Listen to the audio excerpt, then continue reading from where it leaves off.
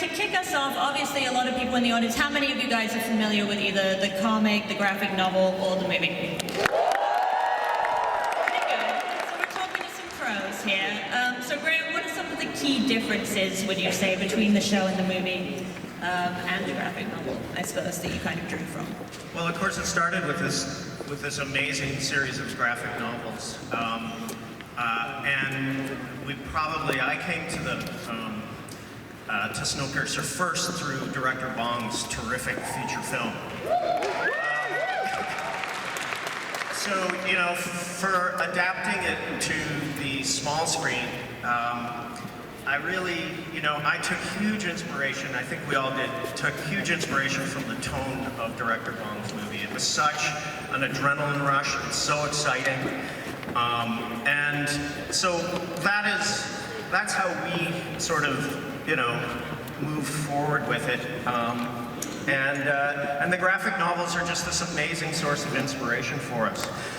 We took a lot of our cues for the train from the graphic novels. We've got characters, situations, concepts. The graphic novels are beautifully heady. And so it's really nice to have both those properties to be able to draw on. Yeah, absolutely. And in the film, we're very much seeing the train through the eyes of those that live in the tail, but it sounds like you're really widening the scope of the show and kind of, we're seeing the entirety of the train and kind of getting point of view characters in every class or compartment, I guess. So why was that so important to you?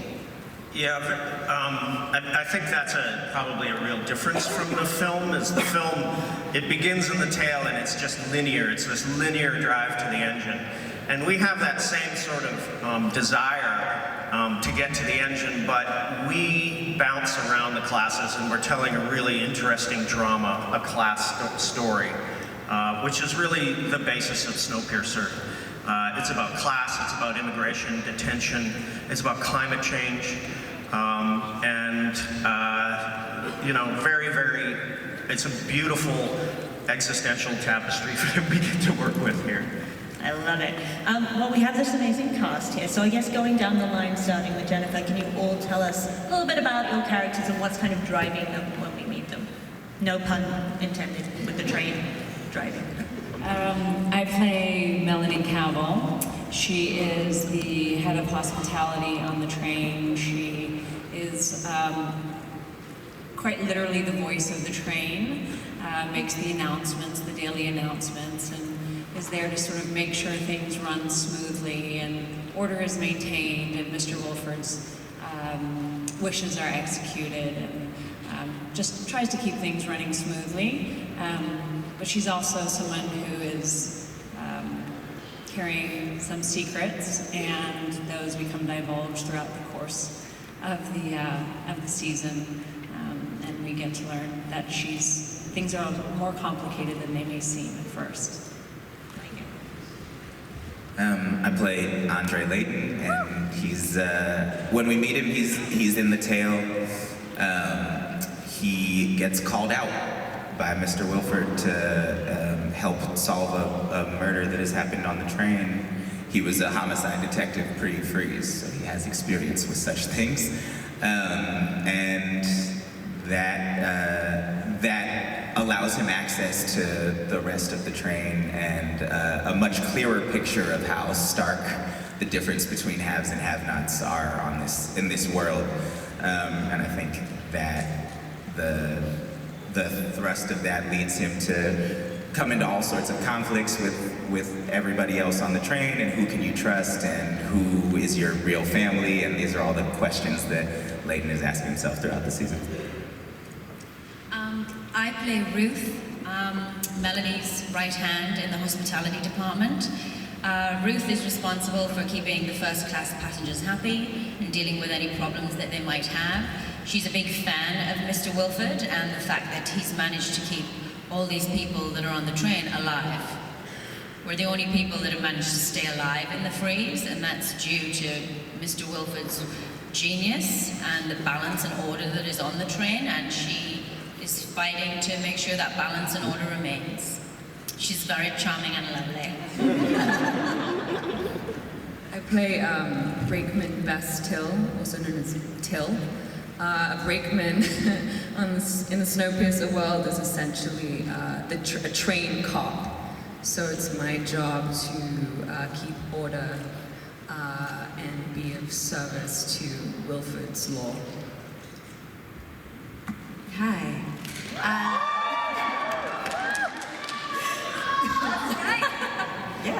I play Miss Audrey, and I am the Madam of the Night Car, which is also a cabaret space, so I may or may not be performing. But I also have the privilege of kind of being central and being this kind of Switzerland area on the train where everyone comes to me for help and to kind of relieve the pain of having lost all their loved ones or what they had lost from the freeze. So I'm there to make everyone's time on the train enjoyable. Yes. I play Zara. I boarded the train with Andre Layton. I was his wife. And I didn't want to board Snowpiercer. I was sort of pushed into it, and so now I'm dealing with like the consequences of surviving. And I was in the tail of the train and got upgraded to work in the night car and got moved up trains. So I'm also dealing with the fallout of leaving behind my family in the tail. And Layton and I have to deal with a lot of our juicy history. Thank you. I'm the juicy history. No, I'm not. I play a character, Pike, who's part of the tail, the back of the train that had to fight to get on this enormous 1,001 car long train. And I guess he's a bit of a shit disturber, somewhat. He likes to stir the pot, but I think he's also one to believe that there's the have and the have-nots, and we're the have-nots. Why can't we have more of what's up there? So I think he's pretty hungry to get a bit of a better life, if not for everyone in the tail, certainly for himself. So, but he's a giver. He's a lover. He's hairy. And Graham, what can you kind of preview about the murder mystery that's driving this, I keep saying driving a lot, it's a trade thing, that's kind of at the heart of this season? Obviously that's a little bit different from the movie, but it seems like it's kind of a good narrative thread that's obviously drawing the lead's character in, but will clearly touch a lot of other cards. Yeah, the sort of inciting incident that draws Layton out of the tail is this mysterious and gruesome murder up train. But really, Layton is using this chance he has to solve this murder. Really, he's using it to gather intel on what's up train and to slowly build towards his revolution. So. I'd say that the thrust and the real heart of the season is about revolution and rebellion and resistance. And the murder mystery is a convenient and gruesome way into the larger story, I think. I dig it. And this takes place 7 years after this kind of icy cataclysm. Humanity has ruined the world, go figure. So why did 7 years feel like the right time? Because I think the movie is maybe 15, it's a little bit later, so you're kind of going back a step from maybe what we've seen in other iterations. Yeah, the movie, I believe, was 15 or years from the freeze when everybody had to board the train. We chose to bump it up to make everybody's experience of losing the world and all of their loved ones more immediate and more visceral. And it's a real theme that everybody on this train has suffered amazing trauma and loss, and everybody is going through these psychological things in the midst of this survival story. On a train that is 1,001 cars long. How many cars is it? Graham, one more time? the train is like 10 miles long, and in the writer's room we have a map of the train that goes all the way around the room, so we can go, if they're here and they gotta go here. It's quite a monster, the train. It's a character in itself.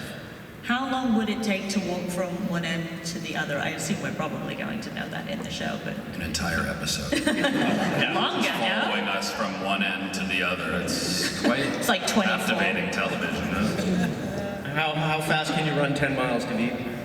Not that fast anymore. It's like walking Manhattan, though, you know? It's like really all the parts of it that you would walk, right? That's about 10 miles.